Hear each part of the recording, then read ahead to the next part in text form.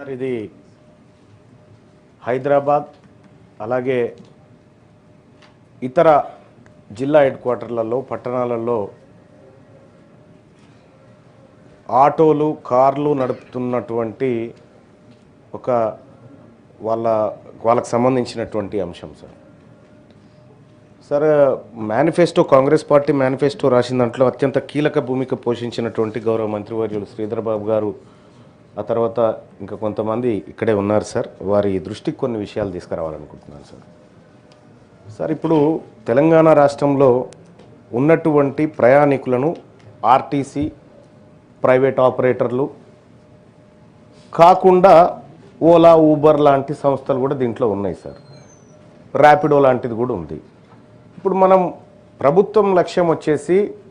మహిళలకు ఉచితంగా రవాణా అందించడం అనేది ప్రభుత్వ లక్ష్యం సార్ దానికి ప్రభుత్వానికి ధన్యవాదాలు సార్ ఒక ఉచిత రవాణా కార్యక్రమాన్ని మహిళలకు పెట్టింది సో ఈ సందర్భంలో కొద్దిగా ఆటో వాళ్ళకి కానీ లేకపోతే ఈ క్యాబులు నడుపుకునేటువంటి వాళ్ళకి కానీ కొంత వ్యాపారం తగ్గింది కొంత వాళ్ళ దాంట్లో ఎక్కే వాళ్ళు కూడా తగ్గినారు సో కొంత ఉపాధి కోల్పోతూ ఉన్నటువంటి ఆలోచన వాళ్ళు ఉంది సార్ అయితే దీనికి పరిష్కారంగా మనం గతంలో మేనిఫెస్టోలో అనుకున్నట్టుగా ఈ ఓలా యాప్ ఊబర్ యాప్ ఈ రాష్ట్ర ప్రభుత్వం ఒకటి ఎందుకు తయారు చేయలేదు ఈ రాష్ట్ర ప్రభుత్వమే ఇప్పుడు ఆ ఓలా యాప్ కానీ ర్యాపిడో కానీ ఇంకోటి ఎక్కితే 100 రూపాయలు అయిందనుకో 30 రూపాయలు వాడే తీసుకుంటా ఉన్నాడు 70 రూపాయలలో వీడు పెట్రోల్ వెళ్ళాలి కూలి వెళ్ళాలి అన్నీ వెళ్ళాలి కానీ ఆ పరిస్థితి లేదు కాబట్టి రాష్ట్ర ప్రభుత్వం ఒక యాప్ను క్రియేట్ చేసి దాని నిర్వహణ ఖర్చు కోసం ఒక 5% 6% నిర్వహణ ఖర్చుకు తీసేస్తే మిగతా డబ్బులు కనుక ఆ కష్టపడేటువంటి కార్మికులకు ఆటో డ్రైవర్లకు వీళ్ళకి ఇవ్వడం ద్వారా ఏం జరుగుతుందంటే ఎక్కువ లాభం జరుగుతుంది ఎందుకు ఇక్కడ ఆర్టీసీ వల్ల జరిగినటువంటి దెబ్బను ఈ రకంగా పూడ్చుకునేటువంటి అవకాశం ఒకటి ఉంటుంది సార్ సో అది కాకుండా రాష్ట్ర ప్రభుత్వం ఇంకొక అడుగు కూడా ముందుకేయచ్చు ఓన్లీ ఆర్టీసీ బస్సులలోనే ఎందుకు ఉచితం అనుకోవాలి ఆటోలలో ఎందుకు ఉచితం కాకూడదు ఆటోలలో ఉచితం ఎందుకు చేయకూడదు దానికోసం ఒక పాలసీ ఎందుకు రూపొందించకూడదు ఎందుకంటే ఇప్పుడు ప్రతి గల్లీలోకి ఆర్టీసీ బస్సు పోయే పరిస్థితి లేదు కాబట్టి సో దానికోసం ఒక పాలసీ తయారు చేసి గల్లీల నుంచి లేకపోతే బస్సులు పోయినటువంటి జాగాల నుంచి మనం గడపకు పోయినా తప్పేం లేదు గడపకు పోయినా తప్పు లేదు ఎందుకంటే మహాలక్ష్మి గడప నుంచే స్టార్ట్ అవుతుంది కాంగ్రెస్ పార్టీ పెట్టుకున్నటువంటి ఆ పేరు ఏదైతే ఉందో మహాలక్ష్మి గడప నుంచే స్టార్ట్ అవుతుంది గడప ఎక్కించినా ఇంకా పుణ్యమే కాబట్టి నేను ఏమంటున్నాను సార్ ఆటోకు సంబంధించినటువంటి విషయంలో సో మనం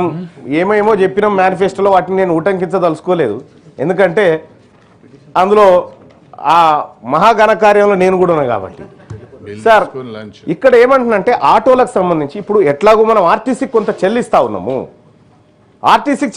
చాలా మంది ఆటోలు సార్ నేను ఎప్పుడైనా వస్తా ఉంటే వాళ్ళు ప్రేమ కొద్ది పలకరిస్తారు అన్న మా బతికేందన్నా అంటా ఉన్నారు చాలా మంది అంటా ఉన్నారు మా బతికేందన్నా మేము ఎట్లా బతకాలన్నా ఈ రోడ్ల మీద మాకు దందాలు లేవన్నా రోజుకు అప్పుడు 5-6 కిరాయిలు దొరికితే అంతో ఇంతో ఆశతో ఉండేది వాళ్ళ 1-2 కిరాయిలు దొరకనటువంటి పరిస్థితి ఉంది అప్పుడు కనీసం ఒక 10 గంటలు పని చేస్తే ఈఎంఐ కట్టుకోనో ఇంట్లో కొద్దిగా సరుకులు తెచ్చుకోనో ఇంటి రెంటో వైద్యమో పిల్లలో చూసుకునేది కానీ ఇవాళ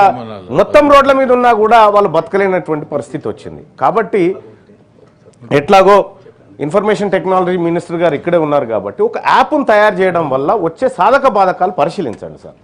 మీరు పరిశీలించి ఒక యాప్ను తయారు చేసి వాళ్ళకు పెడితే ఇది ప్రభుత్వ యాప్ అయినప్పుడు ప్రజల్లో కూడా కొంత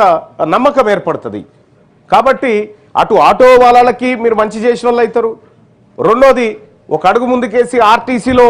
ఆర్టీసీకి ఆటోకు అనుసంధానం చేసి ఈ స్కీమ్ ఏదైతే ఉందో ఉచిత స్కీమ్ని తద్వారా వాళ్ళకి ఎట్లయినా లాభం చేయొచ్చేమో ఒకసారి పరిశీలించవలసిందిగా ఒకటి కోరుతా ఉన్నాం సార్ ఇక రెండో అంశం సార్ ఈ క్యాబ్ డ్రైవర్లకు సంబంధించినటువంటి అంశంలో ట్రాఫిక్ పోలీసుల కాడ చాలా ఇబ్బంది అవుతుంది సార్ వాళ్ళకు అంటే సమయానికి పోవాలనేటువంటి టార్గెట్లు ఉంటాయి చాలామంది ఐటీ పరిశ్రమ ఉద్యోగులను కూడా తీసుకుపోతూ ఉంటారు ఆడ లేట్ అయిపోతేనే ఆడ పంచాయతీ ఇక్కడ నేను సమయానికి తీసుకుపోవాలి ఇటీవల కాలంలో ట్రాఫిక్ ఎక్కువైపోయింది ఇక పుట్టుకున్న తొందరగా పోదామంటే అంటే బయటికి మనకున్నటువంటి తేడా ఏంటంటే సార్ ఇప్పుడు కొంచెం సివిలైజ్డ్ కంట్రీస్లలోనేమో రెడ్ లైట్ పడితే గ్రీన్ ఎప్పుడు పడుతుందా అని ఆగుతారు సార్ ఈడ ఆ పరిస్థితి లేదు సార్ రెడ్ పడంగానే పోలీస్ ఆయన ఉన్నాడా లేడా అని చూసుకుంటాడు సార్ పక్కపొంటి అంటే ఆ పరిస్థితి ఉంది ఇక్కడ మరి ఇక్కడ ప్రజలు తప్పని చెప్పడానికి లేదు, లేకపోతే ప్రభుత్వం తప్పని చెప్పడానికి లేదు. ఈ సమస్యకు పరిష్కారం కావాలా. అనేకమైనటువంటి ట్రాఫిక్ చలాన్లు కూడా ఈ ఆటోల పైన, కార్ల పైన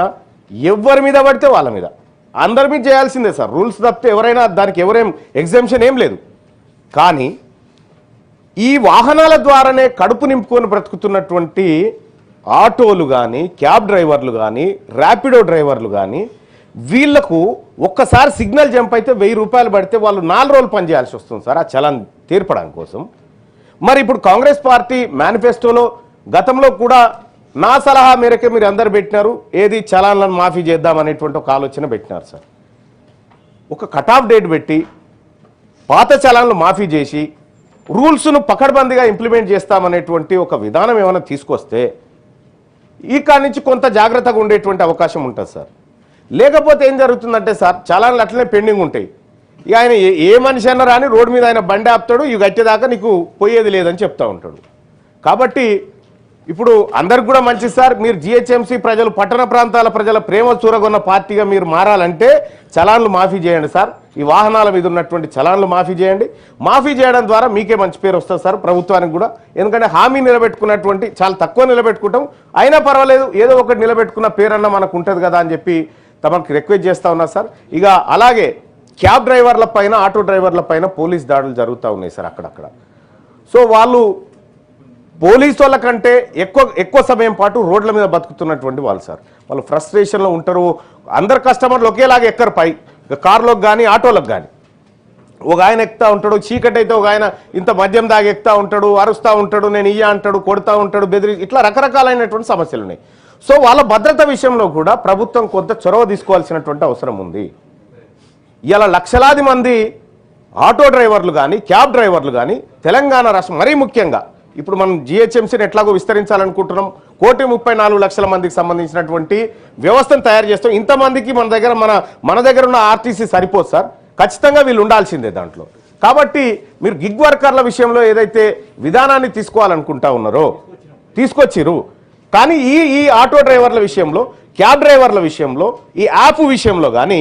రాష్ట్ర ప్రభుత్వం చొరవ తీసుకోవాలి సార్. దీంట్లో రాష్ట్ర ప్రభుత్వానికి అయ్యే ఖర్చులు వేస్తారు, ఎట్లాగో పెట్టేది పెడతా ఉన్నారు. మీరు పెట్టే డబ్బు పెడతా ఉన్నారు కాబట్టి సో సరైనటువంటి విధానంలో పెట్టడం ద్వారా ప్రభుత్వానికి మంచి పేరు వస్తుంది, ప్రజలకు మంచి జరుగుతుంది, మహిళలందరూ కూడా మిమ్మల్ని దీవిస్తారు ఎప్పటికీ. Thank you sir. ఓకే.